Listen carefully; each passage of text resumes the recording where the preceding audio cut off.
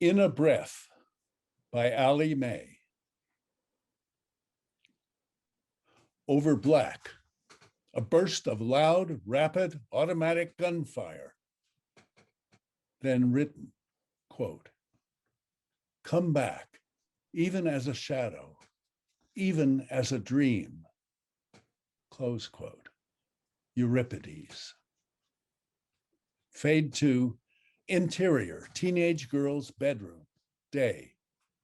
The room is as still and silent as a tomb.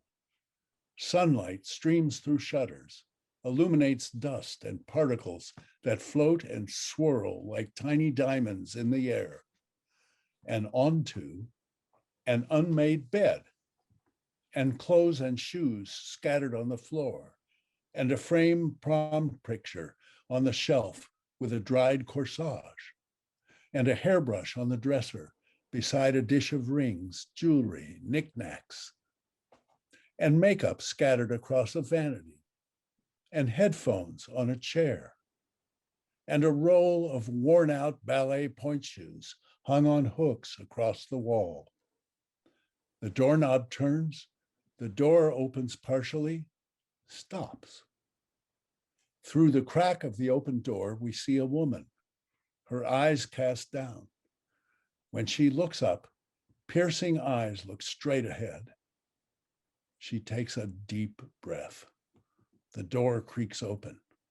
Cal, 35, years of dedication to another, heavy around her waist and unfashionable hair, steps tenderly through the room like walking across a grave.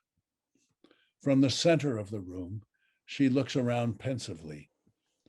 Posters on the walls, a laptop computer plug on the floor near a beanbag, knickknacks and souvenirs and trophies on a shelf, an open dance bag with tights and shoes and bobby pins, a towel on the floor, a volleyball in a corner, a cell phone plug near the bed. Her face is weary, her eyes tired, swollen, and red. Her hand goes to her brow. She holds her head. She takes a deep, slow breath in. Water vapor in her exhalation mingles with the particles and cells that float through the room. She picks up the towel from the floor, smells it. It's sour. It drops from her hand. She crosses to the vanity, covered in a mess of makeup and hair ties and hygiene products. She picks up an eyeshadow compact, rubs a finger over the smooth case cover. She clicks open the compact, brings it to her nose, holds it there for a beat. She gently closes and replaces the compact as if it were a brittle antique in a museum. She opens a tube of lip gloss and presses a bubble of pink color onto her fingertip. In the mirror, she presses the gloss firmly onto her lips. Tears pool in her eyes. She squeezes them shut. Her head drops back. Her eyes search the room, searching, searching. At the dresser, drawers are partially open, clothes stuffed in, falling out. She opens the top drawer, thoughtfully folds a shirt, tucks it tenderly into the open drawer, and closes it softly. Atop the dresser, photographs line the wall, a ballet class, teen girls smashed together smiling, a prom picture, Cal and Rachel. She touches the last photo with the tip of her finger. Rachel, Rachel, Rachel. She touches a hairbrush with the tips of her fingers. Golden brown hair spills out. She cradles the brush in her hands like a baby bird. Her fingertips delicately pinch strands of hair. She pulls the clump of hair from the brush, brings it to her nose. She sits on the edge of the bed, falls back onto the pillow, squeezes her eyes shut. Tears are forced out the corners. Particles float and swirl. Fade to black. over black, off camera. Mom, Mom, Mom, Mom, Mom. Back to room. Golden hour. Cal opens her eyes. Off camera. What do you think of this one? Cal rolls over, rubs her eyes. A blurry figure beyond Cal at the closet. Rachel, 15, fresh-faced, confident and warm, at the open, nearby, empty closet. A dress in her hand comes slowly into focus. She holds the dress up to herself, swishes. Sure, it's nice. Rachel smiles at her. I thought you said, what was your cornball term for it? Oh yeah, it makes me look like a rock star. Rachel raises her brows, mocking her mother. Cal shrugs. Rachel pulls out another, her prom dress. How about this one? Yeah. Is it too extra? No, not at all. I love that on you so much. When we found that and you tried it on, I don't think I ever saw anything more beautiful. Prom was epic. You and Jason were so perfect together. I know. And oh my God, we danced so much. I'm not even kidding. Jason too? No, he was good though. He watched us all dance and kept bringing me drinks. He was so sweet. Drinks? Relax, non-alcoholic. You were all such good kids.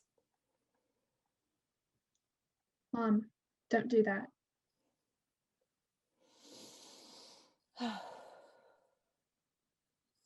Did he kiss you? Mother, More than kiss? Mom. I hope so.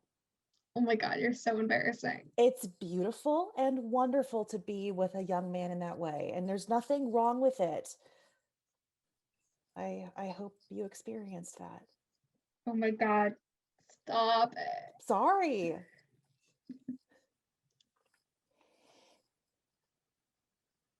This one. Affirming the prom dress. Yeah, that's the one I like too. Rachel stands in point shoes, does an arabesque. You're a beautiful dancer. Standing, Rachel wraps her arms around Cal from behind, presses her cheek into Cal's back. Cal drops her chin to her chest, holds Rachel's arms wrapped tight around her. At the dresser, Rachel brushes her hair. She slips a ring from the dish and holds her hand up, fingers spread, admiring it. That was my mom's. I know. Cal rests her chin over Rachel's shoulder. They look at the ring on Rachel's hand together. Facing each other, Cal clasps both of Rachel's hands in hers and brings them to her lips. You have her hands. Yeah. You're like her in so many ways. How? Your laugh, you got that from her. And your creativity, that's her DNA. Did I ever tell you about the one time she took us camping? It was the worst.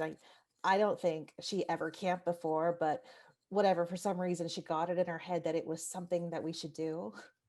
Oh, spontaneous, half-baked ideas. That's where you get that from. I guess. I was like 10 and Jess was maybe 12.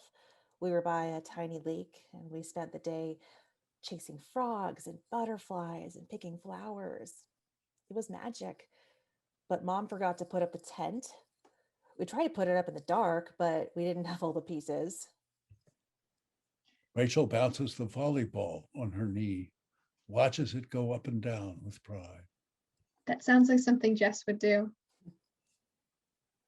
Cal picks up clothes from the floor, puts them in the hamper. We ended up sleeping in the car. We went home in the morning. That one day was worth it, though. I loved being with her. Oh, I wish I'd taken you camping. They sit at the end of the bed, Rachel's head on Cal's shoulder, their arms intertwined. Being your mom was the best part of my life. Rachel smiles. She's heard that a million times. Their foreheads and noses touch. They look into each other's eyes. Rachel is at the makeup vanity. She picks up a brush and a palette, swirls the brush on the powder. I shouldn't have made such a big deal out of your eyebrow thing. It was the style. I hated it. I am sorry for so much. Mom, don't. Please. Rachel tenderly places her hand on Cal's cheek. They stand in a long embrace. Rachel pressed in against Cal's chest, Cal's arms wrapped protectively around her. I argued with you too much about school. I wanted to make sure your future was the best it could be. What a waste of precious time. Cal and Rachel spoon in bed, Cal's arm over Rachel. Cal lies on her back. Rachel curls up against her, her arm over Cal. They lie facing each other in the bed. They look into each other's eyes and smile, their noses almost touching. They press their palms together, interlock their fingers. You need sleep. Please. For me. No, it's too soon. Just rest. Cal closes her eyes. Rachel kisses Cal's forehead. They lie with their noses and foreheads pressed together. Then Aunt Jess is calling you. I'm not ready. Rachel places her hand on Cal's cheek.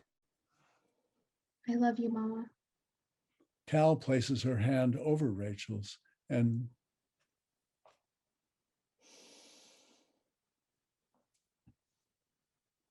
room, day. Cal is alone in the bed, her hand still at her cheek. I love you too, baby. Jess calls out from the other room off camera. Hey, are you in there? Cal lies on her back for a moment, then Yeah, I'll be out in a minute.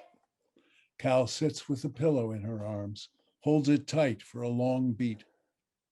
She glances around the room. Everything is as it was before Rachel's visit. The headphones are still on the chair. The point shoes still hang on the wall. The volleyball is still in the corner. The closet door is still closed. At the closet, she opens the door. It is stuffed full. With difficulty, she pushes clothes aside. From the back of the closet, she pulls out a garment covered in a plastic dry cleaning bag. She takes off the plastic and it floats to the floor. She hangs the prom dress on the closet door and smooths the ripples. She steps back and gazes at the dress for a moment. She walks over to the dresser, looks for a long time down at the dish of jewelry, then slips a ring on her pinky. She goes to the point shoes, tenderly takes a pair off the wall, folds the ribbons gently. This is it, my love. She takes the prom dress down. I never imagined I'd be burying you in it.